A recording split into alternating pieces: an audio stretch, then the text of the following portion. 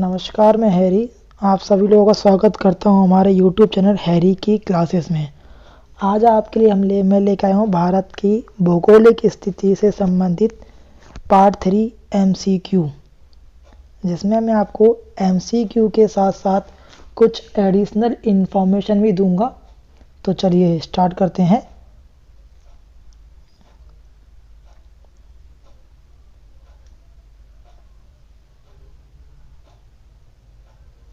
हमारा पहला क्वेश्चन है, 1 डिग्री अक्षांश कितने किलोमीटर को निरूपित करता है। अब बताना चाहूँगा, आपका जो ये क्वेश्चन है वो NDA 2011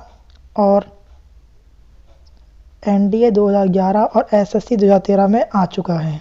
तो इसका पहला ऑप्शन है आपका 321 किलोमीटर, बी है आपका 211 किलोमीटर, सी है आपका 111 किलोमीटर और डी है आपका 91 किलोमीटर। तो इसका जो आंसर सही रहेगा वो रहेगा आपका सी वाला, यानी कि 111 किलोमीटर रहेगा इसका आंसर, यानी कि 1 डिग्री अक्षांश 111 किलोमीटर के बराबर होते हैं। ठीक है, अब चलते हैं आपकी कुछ एडिशनल इन्फॉर्मेशन के लिए कि जो भूमध्य रेखा है, भूमध्य रेखा जो होती है, इस पे जो आपका 1 डिग्री जो आपका होता है वो आपका 110.59 किलोमीटर के बराबर होता है भूमध्य रेखा पर। और जो आपके पोल्स होते हैं उस पर ये होता है 111.70 किलोमीटर। ठीक है, चलिए आपके नेक्स्ट क्वेश्चन चलते हैं। आपके नेक्स्ट क्वेश्चन है आपका, दक्षिणी गोलार्ध में सबसे लंबा दिन कब होता है।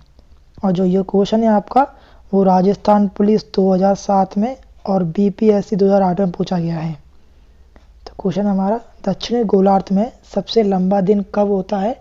तो इसके पहला ऑप्शन है 21 जून, बी है आपका 21 मार्च, सी है 23 सितंबर, डी है 22 दिसंबर। इसका जो आंसर रहेगा वो रहेगा आपका 23 सितंबर, यानी कि सी वाला।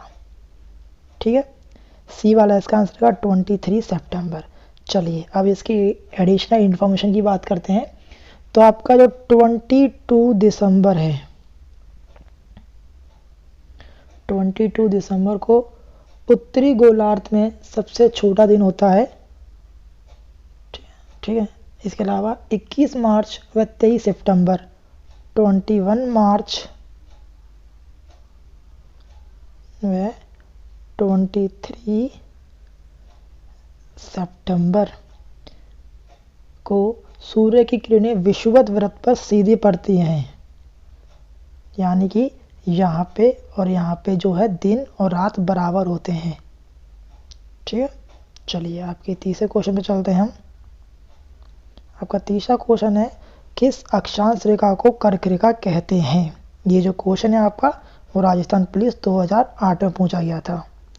तो आपका ए ऑप्शन है 23.5 डिग्री उत्तरी अक्षांश को, बी ऑप्शन है 33.5 डिग्री दक्षिणी अक्षांश को, सी है 45 डिग्री उत्तरी अक्षांश को और डी है आपका 23.5 डिग्री उत्तरी अक्षांश को।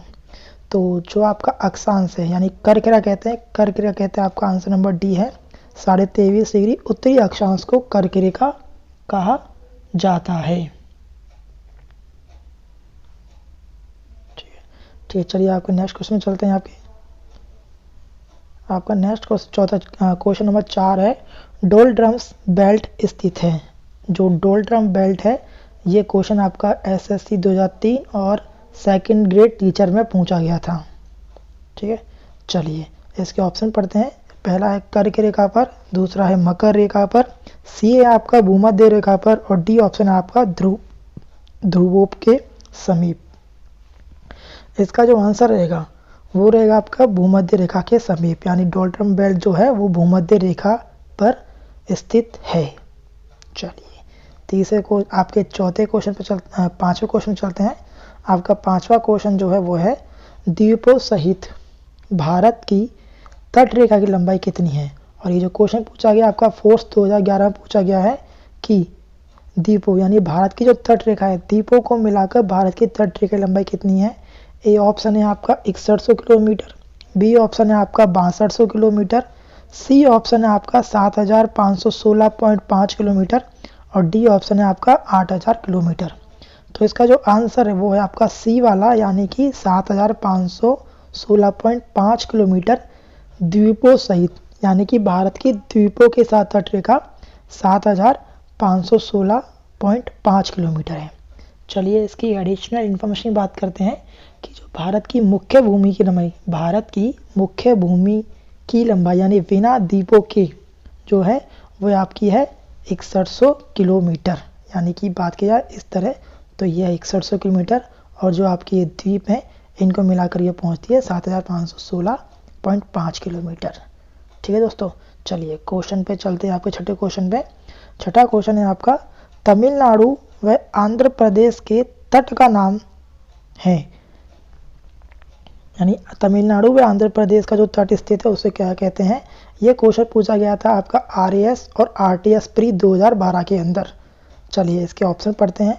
पहला है कोरोमंडल तट, तीसरा है मालाबार तट, दूसरा है मालाबार तट, तीसरा है उत्तरी सरकार और चौथा है कोंकण तट।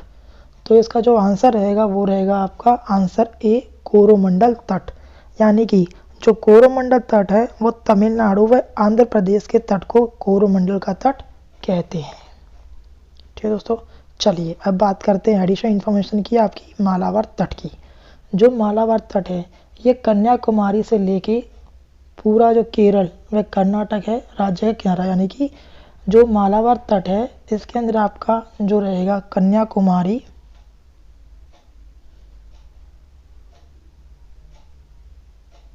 केरल व कर्नाटक, इन तीनों के जो तट को मिलाकर वो जो है मालाबार तट कहते हैं। ठीक है दोस्तों, अब बात करते हैं हम कोंकण तट की। जो कोंकण तट है यह भारत के पश्चिमी तट का पर्वतीय भाग है। यह जो 720 किलोमीटर जो है लंबा है। कोंकण जो तट होता है आपका वो महाराष्ट्र से और जो आपका गोवा है, महाराष्ट्र और गोवा के तट को मिलाकर हम कोंकण तट कहते हैं। ठीक है, अब बात करते हैं आपका उत्तरी सरकार के बारे में। जो उत्तरी सरकार है ये आपका उड़ीसा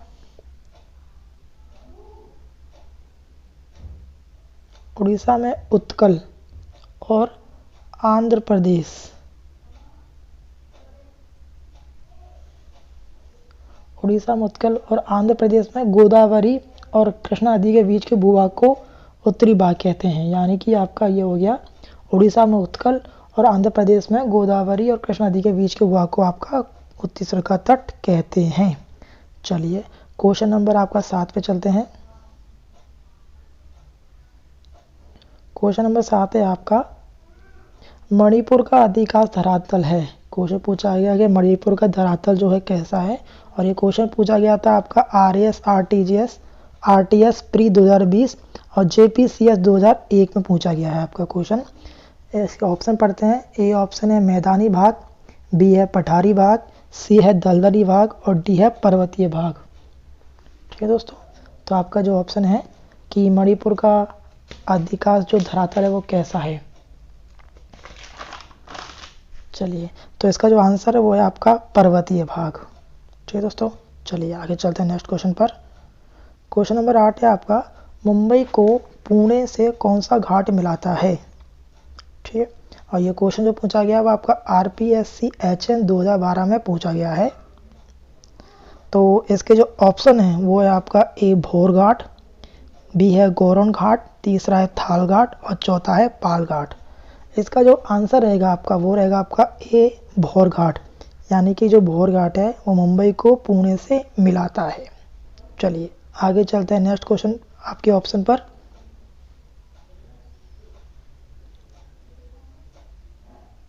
जो आपका भोर घाट है, अब बात करते हैं भोर घाट की। जो भोर घाट है वो प्रायद्वीप भारत में स्थित पश्चिम घाट श्रेणी के सह्याद्री पर्वत का मुख्य दर्रा है। महाराष्ट्र राज्य में कर्जत और खंडाला में बीच में स्थित इस दर्रे से होकर मुंबई पूना मार्ग गुजरता है। बात करते हैं हम गोरोन घाट की आपकी। तो जो गोरोन घाट है यह है राजस्थान में स्थित है। और ये राजस्थान में कहाँ पे? राजस्थान में सिरोही और जालोर, सिरोही प्लस जालोर को उदयपुर से जोड़ता है। यानी कि आपका जो गोरोन घाट है, गोरोन घाट जो है आपका ये राजस्थान का सिरोही और जालोर शहर को उदयपुर से जोड़ता है। यह समुद्र से लगभग 1200 मीटर ऊपर है। ठीक है, चलिए बात करते हैं हम थाल घाट की। जो थाल घाट है इसे धूले घाट भी कहते हैं।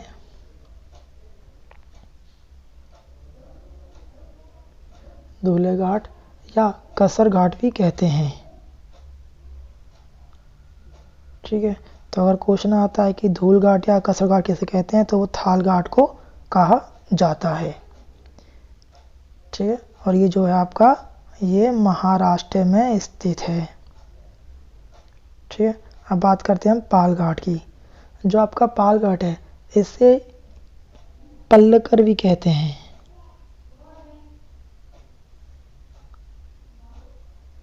पल्लकर घाट भी कहते हैं पाल घाट को। यह तमिलनाडु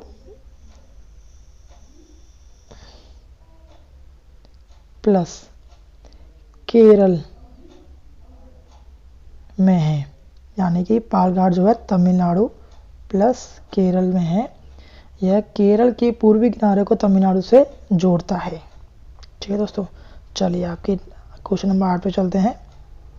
क्वेश्चन नंबर 9 है आपका वी आकार की घाटी बनाती है। मतलब वी आकार की घाटी कौन बनाती है? यह क्वेश्चन पूछा गया आपके आरआरबी 2006 में, डी ग्रुप 2013 में और थर्ड ग्रेड टीचर में पूछा गया आपका कि वी आकार की घाटी कौन बनाती है। तो इसका ऑप्शन है हिमनद या हिमानी, पवन, समुद्री लहरें या फिर नदी। इसका जो सही आंसर है वो रहेगा आपका नदी। यानी जो नदी होती है वो वी आकार की घाटी बनाती है। चलिए क्वेश्चन नंबर 10 पे चलते हैं आपकी। क्वेश्चन नंबर 10 है भारतीय क्षेत्र में स्थित दो ज्वालामुखी कौन कौन से हैं या फिर कहाँ हैं? और ये जो क्वेश्चन पूछा गया आपका ये यूपी पुलिस 2005 में पूछा गया है। चलिए इसके ऑप्शन पढ़ते हैं। ए ऑप्शन है इसका करावती व न्यूमरी, बी है पंबन एवं बैरन, सी है बैरन एवं नारकोडम, बी है ग्रेट अंडमान व लिटिल निकोबार। तो इसका जो सही आंसर रहेगा वो रहेगा आपका बैरन व नारकोंडम, यानी कि सी ऑप्शन। ठीक है, अब बात करते हैं हम इसकी दो ज्वालामुखी कौन कौन से हैं। ये जो ज्वालामुखी हैं इनको हम बैरन व नारकोंडम कहते हैं। जो बैरन आपका ज्वालामुखी है वो बैरन द्वीप अंडमान निकोबार द्वीप समूह में मध्य अंडमान के पूर्व में स्थित है तथा यह सक्रिय यानी कि ये एक्टिव है। ठीक है, यानी कि आपका जो बैरन है बैरन एक्टिव ज्वालामुखी है, जबकि आपका नारकोडम जो है वो इनएक्टिव आपका ज्वालामुखी है और यह भी आपका जो है निकोबार अंडमान निकोबार पर स्थित है। चलिए नेक्स्ट क्वेश्चन पर चलते हैं आपके क्वेश्चन नंबर 11। जो आपका क्वेश्चन नंबर 11 है इसमें क्वेश्चन बनता है कि भारत का पश्चिम बिंदु क्या है।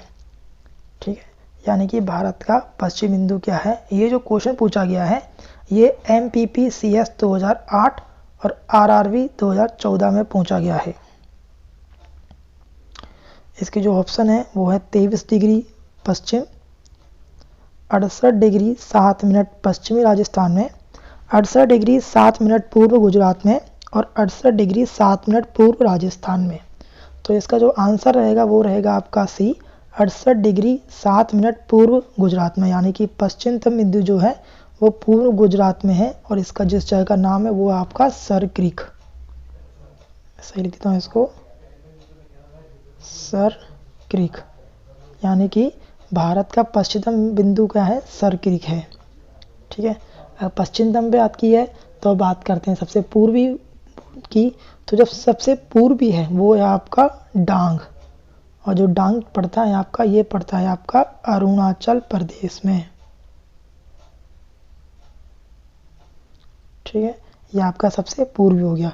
अब पूर्वी हो गया तो बात करते हैं सबसे उत्तरतम बिंदु की, यानी कि सबसे ऊपर वाले बिंदु की। तो जो उत्तरतम बिंदु है वो आपका इंदिरा कॉल कहलाता है। क्या कहलाता है आपका, इंदिरा कॉल कहलाता है। और ये जो है वो जम्मू और कश्मीर में है, इंदिरा कॉल। ठीक है, अब बात करते हैं सबसे दक्षिणतम बिंदु की।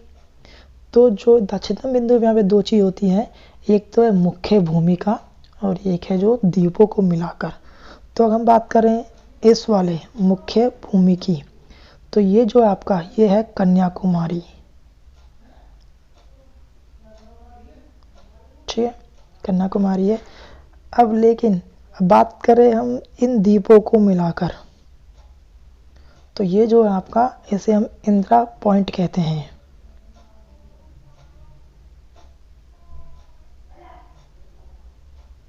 इंदिरा पॉइंट है, और ये जो है वो अंडमान व निकोबार में स्थित है। ठीक है दोस्तों, चलिए क्वेश्चन नंबर चलते हैं 12 में। 12 क्वेश्चन है सियाचिन है। ये जो क्वेश्चन पूछा गया है ये UPPSC 2007, SSC 2014 third grade teacher grade में पूछा गया है कि सियाचिन है। अब इसके ऑप्शन की बात करते हैं। ए, भारत और पाकिस्तान के बीच का हिम क्षेत्र, यानी भारत और पाकिस्तान के बीच का बर्फ का क्षेत्र। बी है आपका भारत और पाकिस्तान के बीच का मरुस्थल का क्षेत्र।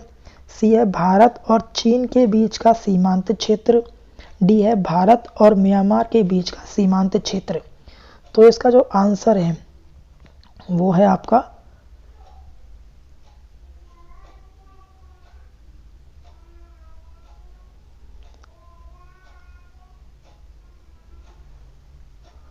इसका आंसर बताना चाहूँगा मैं आपको, जो आपका सियाचिन है इसके लिए।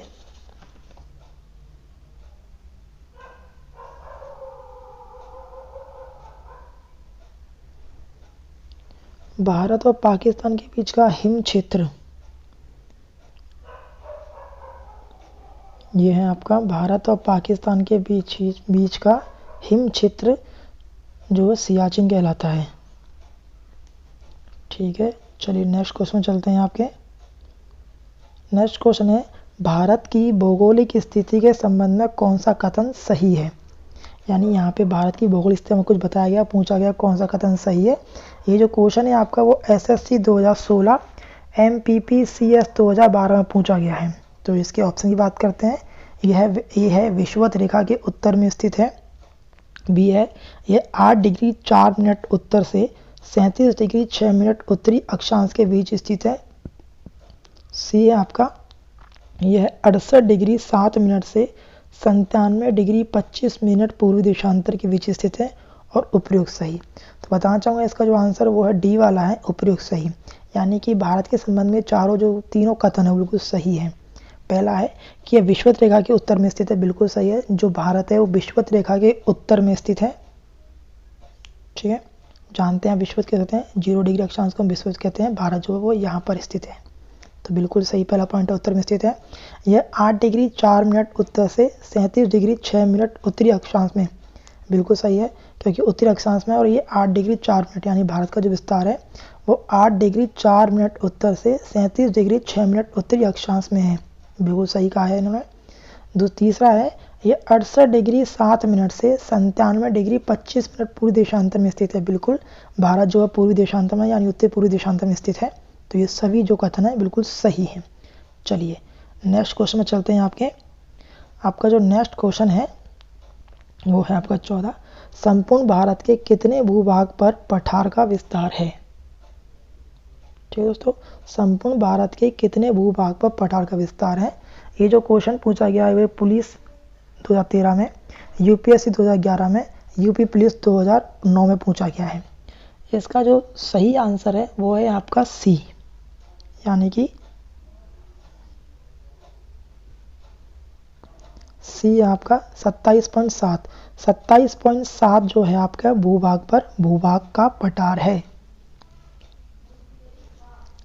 ठीक है दोस्तों, चलिए आपके नेक्स्ट बात करते हैं। क्वेश्चन नंबर 15 है, संपूर्ण भारत के कितने भूभाग पर मैदान का विस्तार पाया जाता है। ठीक है, इसका जो आप बात करते हैं ऑप्शन की, तो ऑप्शन है इसके अंदर 10.7, बी है आपका 18.6%, सी है आपका 27.7%, डी है आपका 43.0%। तो इसका जो आंसर रहेगा आपका वो रहेगा आपका 43 डिग्री 43.0% है, 43% रहेगा आपका भूभाग पर मैदान। यानी हम ये कह सकते हैं कि संपूर्ण भारत के 43% भूभाग पर मैदान का विस्तार पाया जाता है। ठीक है दोस्तों, चलिए बात करते हैं हम नेक्स्ट क्वेश्चन की। क्वेश्चन नंबर 16 है। ये क्वेश्चन है, संपूर्ण भारत के कितने प्रतिशत भूभाग पर पर्वत और पहाड़ियों का विस्तार पाया जाता है। ये जो क्वेश्चन पूछा गया था आपका, ये पूछा गया था MPPSC 2013, यूपी पुलिस 2008 में। ठीक है दोस्तों, चलिए इसके ऑप्शन की बात करते हैं आपके। इसका ऑप्शन है ए है 10.7%, बी है 18.6%, सी है आपका 27.7%, डी है आपका 29.3%। इसका जो आपका आंसर रहेगा वो रहेगा आपका डी, यानी कि 29.3%। ठीक है, यानी हम ये कह सकते हैं कि संपूर्ण भारत के 29.3% भूभाग पर पर्वत और पहाड़ियों का विस्तार पाया जाता है। चलिए नेक्स्ट क्वेश्चन में चलते हैं आपके। नेक्स्ट क्वेश्चन है, भारत की प्रादेशिक जल सीमा समुद्र तट से कितनी समुद्री मील की दूरी तक है। ठीक है, तो क्वेश्चन मैं दोबारा पढ़ लेता हूँ आपका। भारत की प्रादेशिक जल सीमा समुद्र तट से कितनी समुद्री मील की दूरी तक है। और ये क्वेश्चन पूछा गया था आपका SSC 2016 में, UPPSC 2007 में और SSC CGL 2011 में पूछा गया था। इसका ऑप्शन ए है 12 मील, ऑप्शन बी है 24 मील, ऑप्शन सी है 111 मील और ऑप्शन डी है 200 मील। तो इसका जो आंसर रहेगा आपका वो रहेगा आपका 12 मील। ठीक है, यानी कि जो भारत की प्रादेशिक जल सीमा है वो समुद्र तट से 12 मील की दूरी तक है। ठीक है, चलिए क्वेश्चन नंबर 18 चलते हैं आपका। क्वेश्चन नंबर 18 है, भारत के कितने राज्य तट रेखा से लगे हुए हैं। जी दोस्तों, क्वेश्चन कितना है, भारत के कितने राज्य तट रेखा से लगे हुए हैं। ओके, ऑप्शन ए है 7, ऑप्शन बी है 8, ऑप्शन सी है 9 और ऑप्शन डी है 10। तो इसका सही आंसर है ऑप्शन 9। भारत के जो 9 राज्य हैं वो तट रेखा से लगे हुए हैं। ठीक दोस्तों, चलिए नेक्स्ट क्वेश्चन की बात करते हैं आपकी।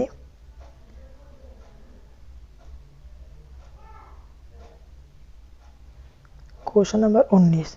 क्वेश्चन नंबर 19 है, भारत में कितने राज्य समुद्री तट रेखा से लगे हुए हैं। ये जो क्वेश्चन पूछा गया आपका ये SSC 2012 में और UPPCS 2008 में पूछा गया है। इसका ऑप्शन ए जो है वो है आपका 7, ऑप्शन बी है 8, ऑप्शन सी है 9 और ऑप्शन डी है 10। तो इसका जो आंसर है वो है सी, यानी 9 राज्य है। 9 राज्य जो है समुद्री तट रेखा से लगे हुए हैं। ठीक है दोस्तों, चलिए क्वेश्चन नंबर चलते हैं अब 20 पर। क्वेश्चन नंबर आपका 20 है, 10 डिग्री चैनल किसके बीच में स्थित है। ये जो क्वेश्चन पूछा गया था आपका, ये क्वेश्चन पूछा गया था SSC 2007 और RRB 2013 में। ठीक है, तो इसके ऑप्शन है छोटा अंडमान एवं बड़ा अंडमान, बी है छोटा अंडमान एवं कार निकोबार, सी है छोटा निकोबार एवं कार निकोबार, डी है छोटा निकोबार एवं बड़ा निकोबार।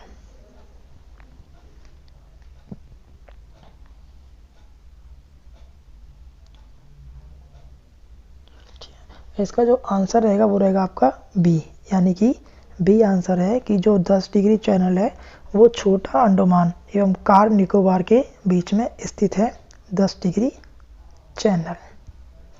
ठीक है दोस्तों, चलिए क्वेश्चन नंबर 21 पे चलते हैं। भारतीय मानक समय व ग्रीनविच समय में अंतर कितना है? ये जो क्वेश्चन पूछा गया आपका वो पुलिस 2011 में BPSC 2009 में पूछा गया है। तो बताना चाहूँ दोस्तों, इसका जो एक ऑप्शन है वो है 5.5 घंटे, 6.5 घंटे, सॉरी बी है 6.5 घंटे, सी है आपका 2.5 घंटे और डी है आपका 5 घंटे। तो इसका जो सही आंसर है वो है आपका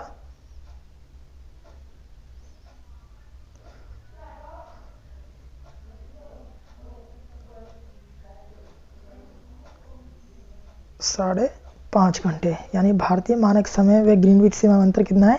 5.5 घंटे का अंतर है। ठीक है दोस्तों, तो यहाँ पे आपकी आज वीडियो समाप्त होती है। वीडियो को मैं बताना चाहूँगा, अगर वीडियो आपको अच्छा लगा है तो लाइक कीजिए, शेयर कीजिए एंड सब्सक्राइब कीजिए, और हाँ, जो आपका बेल आइकन है उसे प्रेस कीजिए, जिससे मैं जब भी वीडियो अपलोड करता हूँ तो उसका आपको नोटिफिकेशन सबसे पहले मिल सके।